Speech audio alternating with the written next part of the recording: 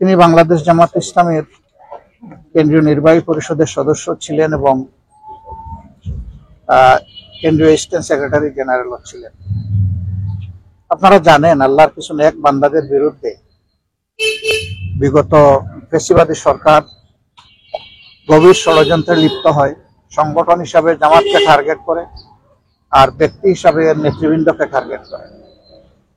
তারা মিথ্যা মামলা দিয়ে আমাদের সম্মানিত নেতৃবৃন্দকে জেলে পুরে কাউকে ফাঁসি দেয়, আর কেউ কেউ জেলের ভিতরেই দুনিয়া থেকে বিদায় নেন। তাদের বিরুদ্ধে মিথ্যা মামলা যেটা হয়েছিল, আদালতে আইনি লড়াইয়ে নেতৃত্ব দিয়েছিলেন ব্যারিস্টার আব্দুর রাজ্জাক। এই অপরাধে তার চেম্বারে দুইবার ডিবি এবং বিভিন্ন এজেন্সি গিয়ে তাকে বিরক্ত করে, অপমান করে।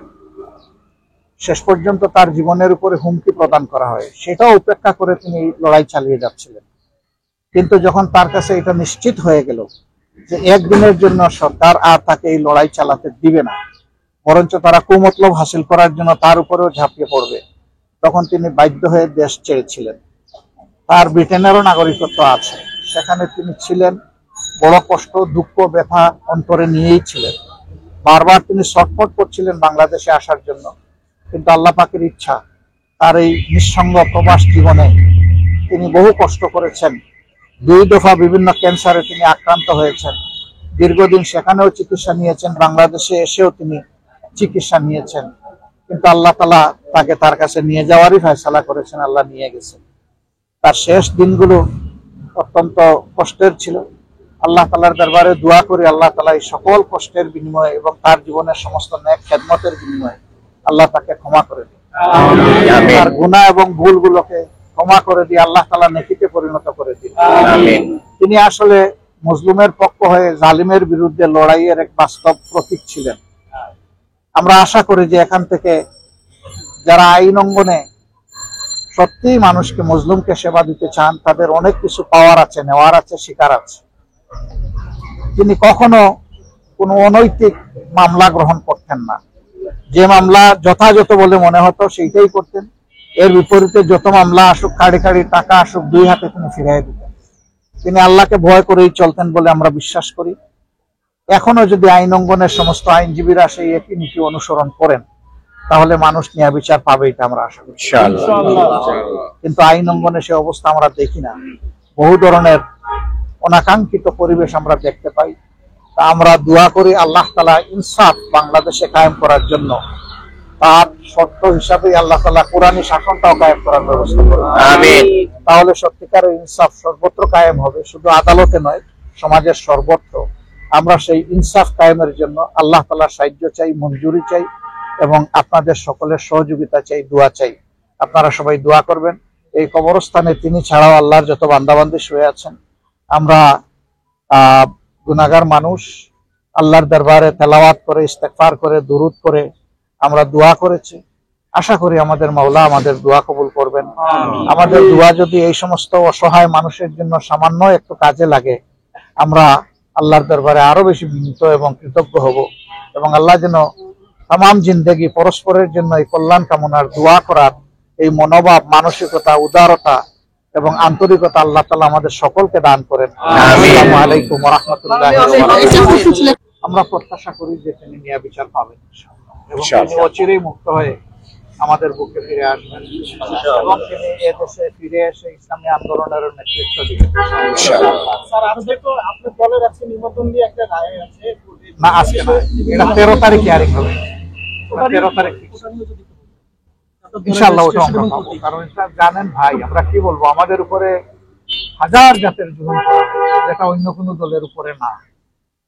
সবার লোক মারা গেছে, কিন্তু আমাদের লোককে দফায় দফায় ফাঁসি দেওয়া হয়েছে। জেলের ভিতরে আমাদের সিনিয়র নেতৃবৃন্দকে খুন করা হয়েছে। সর্বশেষ খুনের শিকার হয়েছেন আল্লামা দিলওয়ার হোসেন সাহেব, সবাই আপনারা জানেন।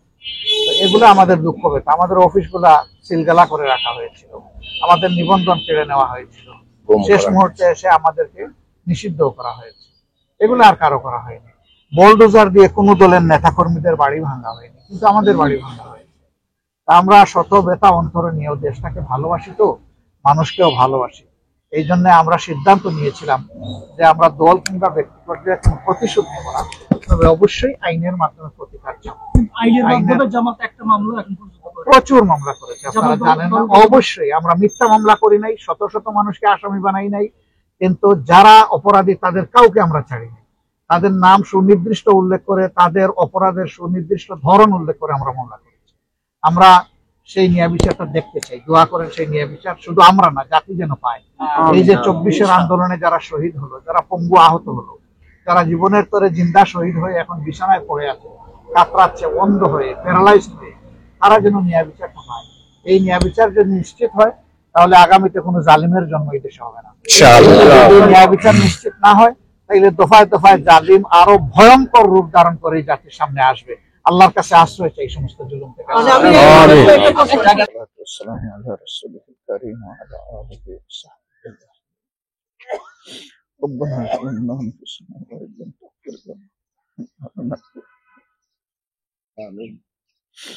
ربنا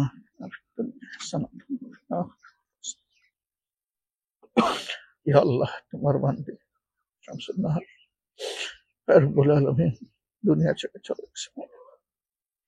স্বামী যখন জেলের অন্ধকার বৃষ্টি, আল্লাহ মৃত্যুদণ্ড গাড়ি নিয়ে যখন জেলে, আল্লাহ স্বামীর সাথে শান্তিতে কোনো কথা বলতে পারে, আল্লাহ জীবনের শেষ কথাটুকু তার হয়।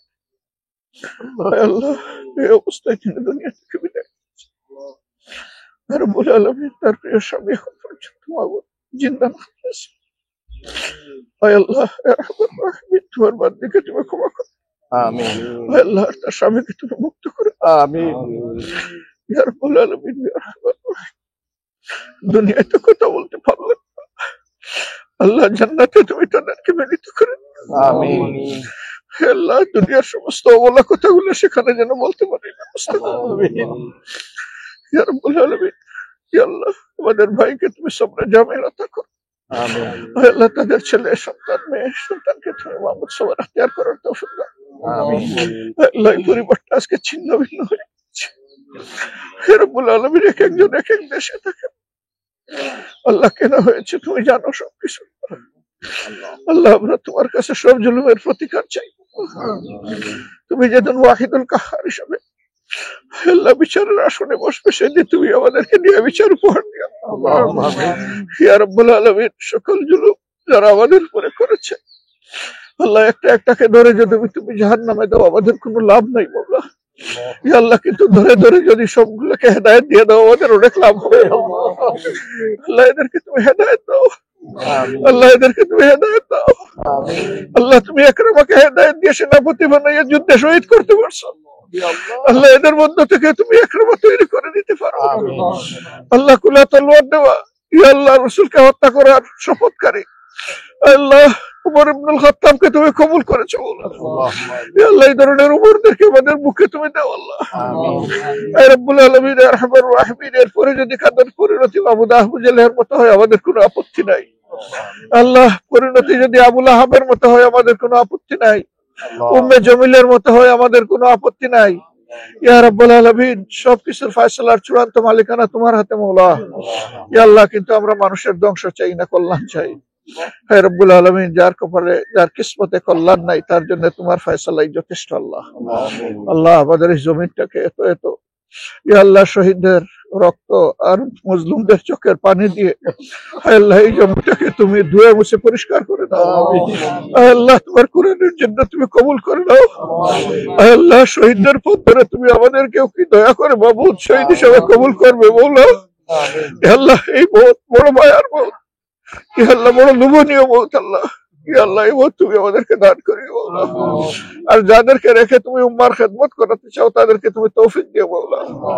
ইয়া রাব্বুল আলামিন, ইয়া আরহামার রাহিমিন, ইয়া আল্লাহ সব প্রতিকূল পরিবেশকে তুমি অনুকূল বানিয়ে দাও। আমিন। আল্লাহ তোমার দিন যে সমস্ত মানুষের জন্য কল্যাণের, এটা বুঝার তৌফিক দাও। আল্লাহ বিশ্বজুড়ে যুদ্ধের যে দাবানল জ্বলে উঠেছে মওলা, তুমি তা নিভিয়ে দাও। আমিন। আল্লাহ এর পিছনে যারা উস্কানি দিচ্ছে তাদেরকে তুমি সুবুদ্ধি দান করো। আর না হয় তাদের আগ্রাসী হাতকে তুমি অবশ করে দাও মওলা। আমিন। ইয়া রাব্বুল আলামিন, মুসলমানরা আজকে বিভিন্ন জায়গায় নির্যাতিত মজলুম মওলা। আয় আল্লাহ ইয়া আরহামার রাহিমিন, গাজার মুসলমান, কাশ্মীরের মুসলমান, উইগুরের মুসলমান, ইয়া রাব্বুল আলামিন, মিন্দানাওয়ের মুসলমান, আয় আল্লাহ এখনো পর্যন্ত সিরিয়ার মুসলমানরা স্থির হতে পারে নাই।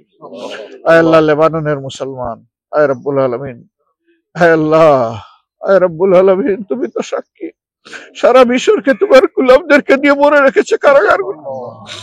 আল্লাহ তুমি তাদের সকলের সঙ্গী হয়ে যাও।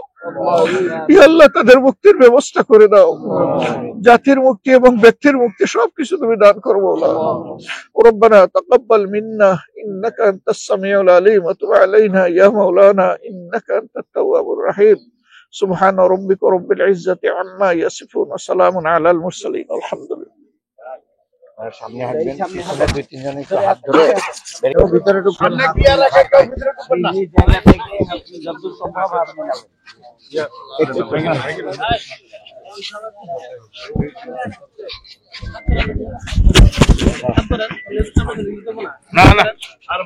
আপনারা ভিতরে থাকেন, আপনারা লাইনে দাঁড়িয়ে থাকেন, এমনিতেই পাবেন। আপনারা একটু সাইড দিন, সাইড দিন।